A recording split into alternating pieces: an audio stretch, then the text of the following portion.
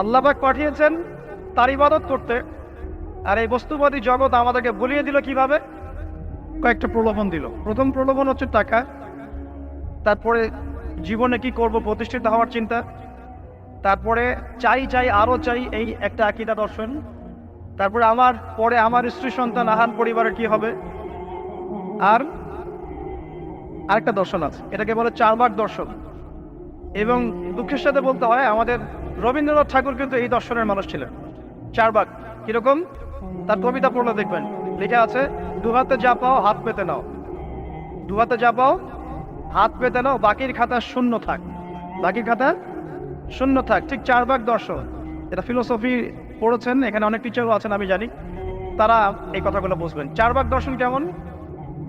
ঋণ করে ঘি খাও, ঋণ করে ঘি খাও, যতদিন বাঁচবে সুখে বাঁচবে, এটা হলো চারবাক দর্শন। তো দুহাতে যাবো হাত পেতে নাও, বাকির খাতা শূন্য থাক, মিল আছে না?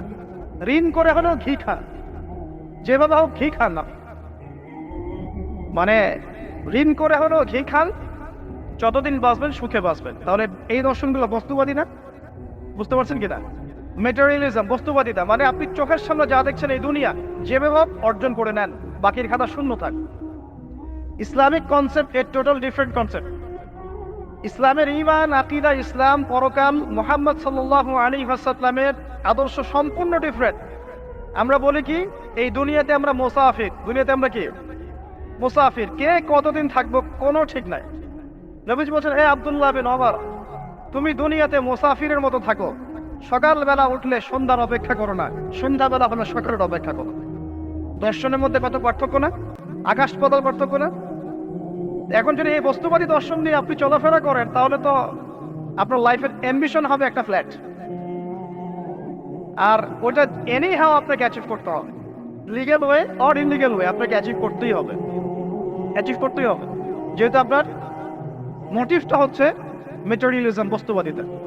আর নবী সাল্লাল্লাহু আলাইহি ওয়াসাল্লাম কি বলছেন? সকালে ঘুম থেকে উঠলে সন্ধ্যার অপেক্ষা করো না, সন্ধ্যা বেলায় থাকলে সকালের অপেক্ষা করো না।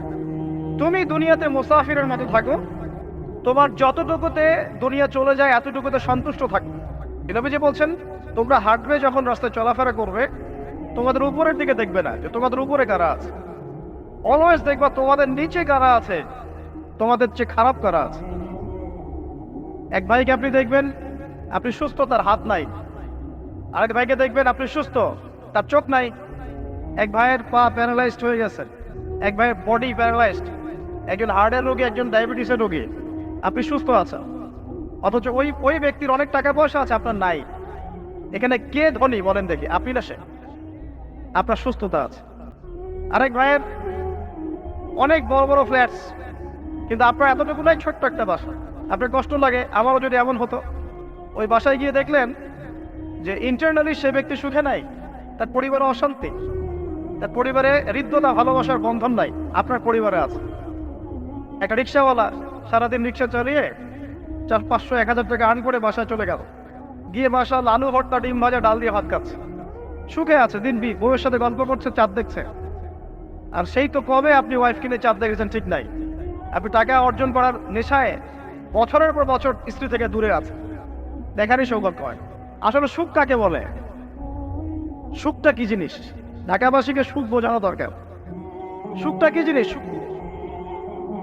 যখন আপনি বা আমি নিজেকেও বলছি, যখন আমরা আল্লাহকে পাবো, আল্লাহ পাকের ইবাদতের মধ্য দিয়ে, রাসূলের সুন্নতের মধ্য দিয়ে অল্পে তুষ্ট থাকতে পারবো, যা আছে এতে শুকরিয়া আদায় করবো, আপনার চেয়ে সুখী মানুষ দুনিয়াতে কেউ নাই, কেউ নাই দুনিয়াতে।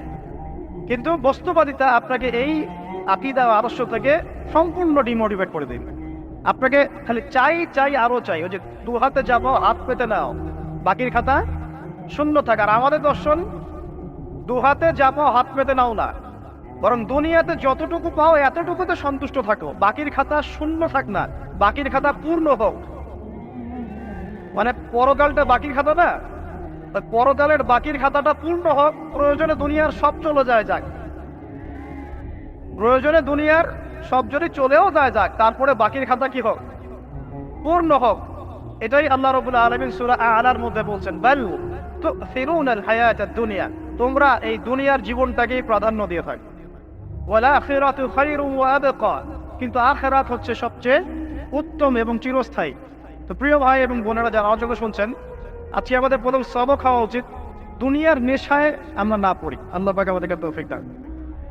এর মানে এই না আমরা দুনিয়ার প্রোগ্রেসে যাব না, অবশ্যই যাব, আমরা অবশ্যই যাব।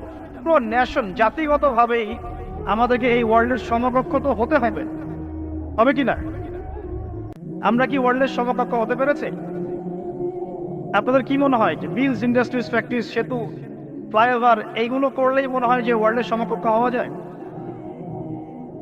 প্রত্যেক জনগণ ভিতর থেকে সুখী কিনা, তাদের অন্ন, বস্ত্র, চিকিৎসা, শিক্ষা, বাসস্থান, এই যে মৌলিক চাহিদা, বেকারত্ব ঘোচানো, তিন বেলা খাওয়া খেয়ে পরে বাঁচা, জীবনের অধিকার, জীবনের অধিকার, সিকিউরিটি, এই জিনিসগুলো আমাদের নিশ্চিত হচ্ছে কিনা, এটা হচ্ছে আপনার উন্নতির মানদণ্ড।